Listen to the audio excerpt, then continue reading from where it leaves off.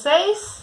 Tô de volta para concluir, né, a leitura de A Casa dos Pesadelos, do Marcos de Brito. Essa história que eu iniciei na terça, né, e já vamos concluir hoje, porque, né, é uma história super curtinha. E, gente, é bem intenso, tudo acontece muito rápido, né? Se você tá acompanhando a leitura aí, você tá entendendo o que eu tô falando. E assim, a gente tem o personagem aqui, o Tiago, né?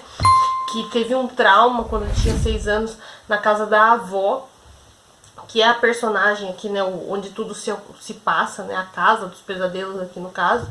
E a gente descobriu ontem algumas peculiaridades, né? Algumas coisas do avô dele, né? Falecido avô dele.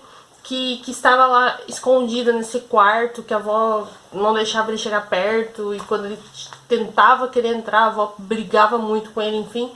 E a gente acabou descobrindo ontem qual era esse segredo, né? Que a avó queria guardar 7 chaves, e a gente também se viu ali numa situação meio estranha, meio, como eu poderia dizer, meio indiscreta, né? Entre a Camila e o Tiago. E aí, enfim, aconteceu tudo aquilo, né, gente? Hoje a gente vai dar continuidade, então. Vamos concluir aqui a leitura. Eu espero que vocês estejam gostando. Deixa aqui nos comentários para eu saber o que você está achando. E ao finalizar aqui, comenta aqui o que você achou do desfecho, que a gente vai descobrir junto. Belezinha? Então, deixa meu like, compartilha, se inscreve no canal se ainda não for inscrito e ative as notificações. Isso é extremamente importante para que o YouTube te avise sempre que tiver vídeo novo. Ok? Então bora lá dar continuidade à leitura de A Casa dos Pesadelos. Olha só o início do 6º capítulo, gente. Olha isso. Bizarro, hein? Assustador. Vamos ver o que nos aguarda agora. Capítulo 6. Tiago, ainda menino, dormia em sua cama com a expressão inquieta de quem resistira a cair no sono. Os horrores da imagem tenebrosa do monstro na sua porta do seu quarto e a consequente descompostura da avó ao tentar examinar o dormitório acreditado por ele como morada da aparição dificultaram sua entrega tranquila ao repouso. Opusera-se o quanto fora possível aos encantos de Morfeu, mas acabara embalado por seus braços. Porém, naquela madrugada remota, o presente e o passado se encontraram de maneira insólita. Era como se o próprio Deus alado dos sonhos noturnos tivesse abandonado o leito de ébano de sua caverna decorada de flores para oferecer a Tiago uma visão arrancada do seu mais profundo abismo de suas lembranças recalcadas. Do lado de fora da janela, o rosto do adolescente apareceu na moldura, tal como se flutuasse pelo ar na figura invisível de um espectro. Confuso em seu pesadelo consciente, não identificou de imediato onde estava, mas ao reconhecer seu eu infantil deitado no colchão, compreendeu ser o espectador solitário de uma recordação reprimida. Ele reparava em tudo com a curiosidade de um arqueólogo preso a uma catacumba recém-descoberta. Precisava desvendar os segredos daquela estranha retomada alucinatória da memória, a fim de apartar a tampa do jazigo no qual seu trauma se achava sepultado. Foi quando viu algo se mover nas sombras do corredor. Da cama, embarcado no mais profundo descanso, o garoto não ouviu o ranger dos dobradiças que antecedeu o barulho da perna de madeira a caminhar pelo assoalho. Mas conforme o macabro vulto se aproximava, os bizarros contornos do que tanto aterrorizara Tiago recomeçavam a tomar forma. Ao ser brindada com a claridade do luar, atravessando a janela onde o jovem assistia do seu passado, a aparência perturbadora da criatura pôde ser vista em sua completude na entrada do aposento. Os relances que a mente do rapaz lampejara do monstro durante anos não faziam justiça à sua real deformidade. O rosto hediondo de um cadáver vagante com a pele encarquilhada assombraria o mais valente cavalheiro. O traje, longo e de aparência ancestral, encobria a parte inferior do corpo, deixando à mostra apenas uma insignificante fração do que restara de um suporte estilhaçado em madeira no lugar de uma das pernas. E por um momento lá ficou a medonha aberração sob o umbral, imóvel, apenas cobiçando a presa adormecida com seus olhos negros encovados, até ela entrar. Observando da janela, Tiago tentou intervir, mas encontrou-se preso à frustrada condição de testemunha. Seus berros não emitiam som e seu desespero não era notado. O ser demoníaco ergueu a mão grotesca de aparência gengival e alcançou a manta que cobriu o menino. com os dentes apodrentados no lugar dos dedos, puxou a coberta e revelou o corpo do pequeno. No ritmo moroso de um ente satânico que parecia cansado, caminhou em direção ao pé da cama, com seu passo manco e estranhamente se curvou. A ação seguinte, presenciada pelo adolescente que viu a criatura se agachar, conferiu ao jovem a certeza de que aquele momento era o berço de seu grave abalo emocional. De forma apavorante, a boca desdentada da assombração foi monstruosamente se abrindo, ignorando os limites da própria mordida. A mandíbula desrespeitava a elasticidade da pele, rasgando as laterais dos lábios conforme se alargava cada vez mais. O queixo distendido já ultrapassava o torso quando a besta resolveu saborear o seu banquete. A imagem impactante do demônio esfomeado, devorando-o quando criança, fez Tiago estremecer em um repente descontrolado. Ele vociferava protestos a plenos pulmões, golpeando a vidraça na inútil tentativa de invadir a casa. Queria impedir o passado de acontecer para se ver livre da histeria que o molestava, mas ao pesadelo ele era mudo. Embora a lembrança não admitisse sua interação inflamada, a reação febril do rapaz refletiu uma inquietação no seu eu infantil. O ânimo alterado, implorando para acordar do evento nefasto que o afetaria por toda a vida, pareceu trincar a lógica do tempo e do espaço, espelhando no rosto pueril, adormecido, a mesma expressão de angústia. As pernas do menino já estavam completamente engolidas quando ele começou a abrir os olhos. Ao ter nas vistas o vulto que aparentava mastigá-lo na altura da cintura, foi incapaz de compreender o que acontecia. O absurdo, em sua forma mais estarrecedora, era demais para o intelecto de uma criança decifrar. E apavorado, o pequeno não conseguia sequer gritar, enquanto se abriam as chagas daquela agressão inominável, que jamais cicatrizaria. Para sobreviver à experiência intolerável, restou-lhe torná-la invisível para si mesmo, enterrando-a no beco mais distante da memória. Fim do capítulo 6, início do capítulo 7. Outra imagem bizarra, olha lá. Na madrugada, o sono do adolescente Tiago era irrequieto. Na segurança do seu leito coberto de suor pelo nervosismo, ele vivenciava o pesadelo como se de fato estivesse na presença de uma quimera faminta. Quando sua lembrança o colocou devidamente atrás dos olhos do agredido, o medo em seu apogeu confundiu-se com um breve relance no seu momento íntimo com Camila. O jovem despertou assustado e os braços, em movimentos involuntários frenéticos, buscaram, de maneira desvairada, afastar algo imaginário de cima de si. Ofegante, levou alguns segundos para aceitar ter se livrado do sonho angustiante após constatar estar sozinho no quarto. A fim de restaurar a calma do coração em disparada, encheu os pulmões de ar para amortecer a forte dor em seu peito flagelado pela palpitação. Se fosse cardíaco, talvez passasse a ser dele a alma vagar pelos corredores do casarão depois daquela noite. O retrato da criatura invadindo o aposento para devorá-lo era vivo em sua mente. As alegações que teria criado em um ente sobrenatural imaginário para justificar seus temores caíra por terra assim que ele o vira de relance subindo as escadas. E agora, com o resgate daquela memória havia tanto esquecida, não tinha mais como ignorar o fato de a casa ser mesmo assombrada.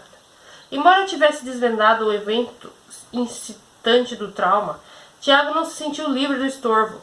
Dentro de si não existia a placidez prometida pelos médicos que diagnosticaram seu distúrbio. Enquanto buscava decifrar os signos do pesadelo, lamentando o fracasso do que parecia ser o final de sua luta dramática pela cura de seu transtorno, o inconfundível ressoar da perna de madeira agrediu o silêncio noturno. De imediato, seus olhos apontaram para as trevas do lado de fora do cômodo e o rapaz viu passar pelas sombras o vulto descabelado do monstro manco em sua marcha vagarosa. Aquela era a oportunidade de estar diante do algoz, mas o receio de enfrentá-lo não era facilmente superado. Mesmo um adulto, quando confrontado por seus pavores primários, ajoelha-se perante a fobia. Indeciso quanto a abandonar o quarto rumo às sombras, sua vista deitou sobre o atiçador da lareira descansando ao lado da mala. A ferramenta de metal lá deixada por Camila convidava-se a escoltá-lo na vingança pelos longos anos de perturbação emocional. Aliado ao desejo de reparação havia também a promessa feita à mãe. e se manter atento ao irmão durante a noite. Na certeza de o trauma ser resultado dos caprichos infames de um espírito detestável que se alimentava do medo de crianças indefesas, Tiago ergueu-se, enfim, e sem hesitar alcançou um instrumento de ferro. Ele sondou a penumbra com cautela, olhando-a a fundo em busca de aparição, mas as batidas dos passos no piso tabuado se encerraram, como se a aberração tivesse ancorado em seu destino. Na agulha que apontava sempre ao norte do espanto, a bússola indicou o aposento de Bruno como porto. Para lá o jovem caminhou na ponta dos pés, estarrecido ante a súbita ousadia de perseguir na escuridão algo que jamais imaginara ter a coragem de sequer observar à distância. E com a alma febril chegou ao quarto do caçula. Para aumentar a sua apreensão, deparou-se com a porta do local encostada e não aberta como Laura dissera que deixaria. Quase regressou à ilusória fortaleza das cobertas e arquejava como se de frente à morte, fantasiando o que veria ao abrir o cômodo. Trêmulos seus dedos empurraram a folha de madeira com a cautela dos covardes diante do perigo. Quando passou a cabeça pela abertura, temeroso, foi do luar o mérito de relevar um horror muito pior que o previamente imaginado. Debruçada no colchão sobre o pequeno Bruno, estava Célia, vestida em seu traje noturno já amarelado pelos longos anos de uso, com a bengala de ponteira gasta apoiada na cama e os cabelos soltos esvoaçados pela noite encostados no travesseiro. A avó retirou a dentadura com uma das mãos e baixou a calça do neto mais novo com extremo cuidado para não o acordar. Crédula de não haver testemunhas para o seu crime, ela abriu a boca desdentada e baixou o tronco em direção à cintura do menino adormecido. Prestes a consumar o abuso repulsivo, notou o vulto de alguém abrigado nas sombras. Ao buscar o inesperado espectador de sua perversão, avistou o adolescente imóvel sobre o umbral.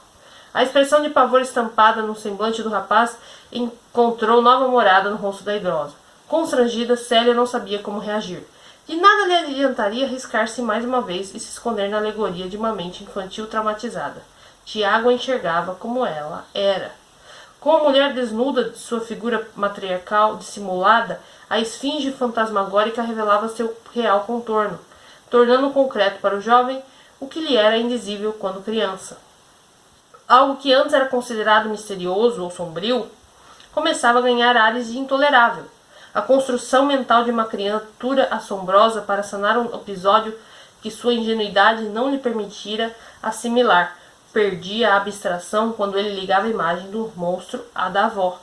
O horripilante som do lento caminhar nas madrugadas, a estranha mão gengival com os dentes apodrentados no lugar dos dedos, a repulsa instintiva aos lábios umedecidos de Camila sobre o seu membro, tudo encontrava sentido. Até mesmo as revistas de pornografia infantil abrigadas em uma caixa debaixo da cama de um quarto onde a entrada era proibida.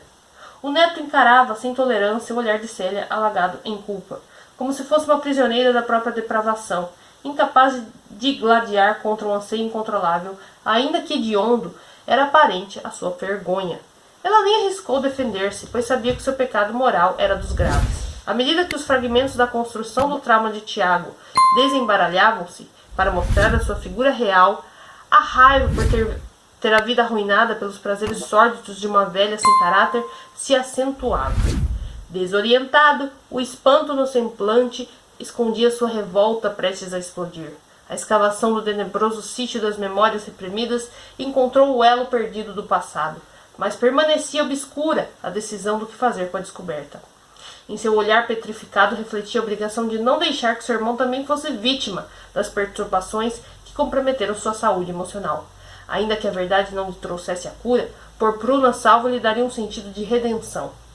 E no firme desejo de preservar o caçula, sentiu arder as mãos por apertar cada vez mais o bastão de ferro. E a lembrança dos anos em que vivera atormentada pela mentira alimentava a fúria em seus braços. Célia percebeu a amargura do neto transformando-se em rancor, com um visível anseio de reparação crescente diante de si. Ela sabia que seria impossível manter seu segredo. Não havia como escapar. Uma nova tragédia estava para acontecer. E, gente, concluímos então.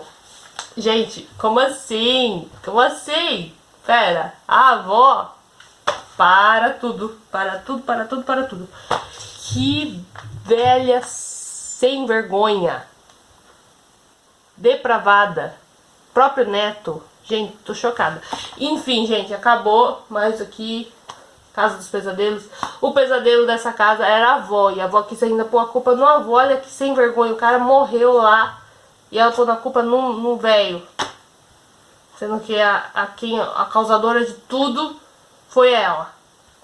E você? O que você achou dessa história? Deixa aqui pra eu saber. Belezinha? Gente, é isso. Eu espero que vocês tenham curtido. Eu resolvi ler essa história porque o sinopse era interessante e eu falei, nossa, o que será que é, né? Porque assim, a definição de monstro, ela é muito relativa, né? Às vezes, a palavra monstro, o que define, né? Então, não são só criaturas sobrenaturais, enfim, coisas, não. Às vezes uma pessoa, um ser humano é um monstro, né? Então a gente vê aqui que aqui no caso era a avó, sempre foi, né? E gente, esse tipo de coisa até né, repulsa, não sei falar sobre isso, né? Enfim, é realmente pesado, tá? É uma coisa bem pesada aqui, mas assim, a gente viu que o Thiago conseguiu, então, né, ser firme ali e a gente entendeu o porquê que ele sentiu aquilo quando a menina tava lá, né, com ele e tal. E você vê que como que o trauma funciona na cabeça de cada um, né? Se você não estiver bem preparado, não trabalhar direitinho isso vai pra vida. E aí a pessoa não consegue, né, seguir. Então, realmente, traumas são complicados. Falo com propriedade porque eu sofri um trauma. Então, né, tem coisas que a gente precisa trabalhar com muito cuidado, porque é muito delicado, né, cada caso é um caso mesmo. Mas é isso, concluímos então a Casa dos Pesadelos. Eu tô até agora chocada, entendeu? Não tenho muito o que falar, mas é isso. A véia, né, posando ali né, achando que... Meu, eu tô sem palavras, é isso. Vocês perceberam que eu tô sem palavras porque eu tô assim... Cara, falsidade total. Querendo ainda, né, botar ordem, achar a razão das coisas. Meu, sem condição. Sem condição. Eu fiquei sem condição. Eu volto, tá bom? Eu volto mais tarde, tem mais Edgar Allan Poe aqui no canal, se vocês assistiram ao meio-dia, né? E hoje às 6 tem mais Edgar Allan Poe, gente. Continuem acompanhando a leitura dos contos do Allan Poe, que o Allan Poe era o cara também, entendeu? Que mente fantástica, brilhante. Então é isso. Eu espero que vocês tenham gostado de A Casa dos Pesadelos. E eu vou indo nessa, gente, porque eu já não sei mais o que falar, tá? Eu tô chocada. É isso. Deixa aqui pra eu saber o que você achou, tá bom? Beijinhos e até mais tarde. Tchau, tchau.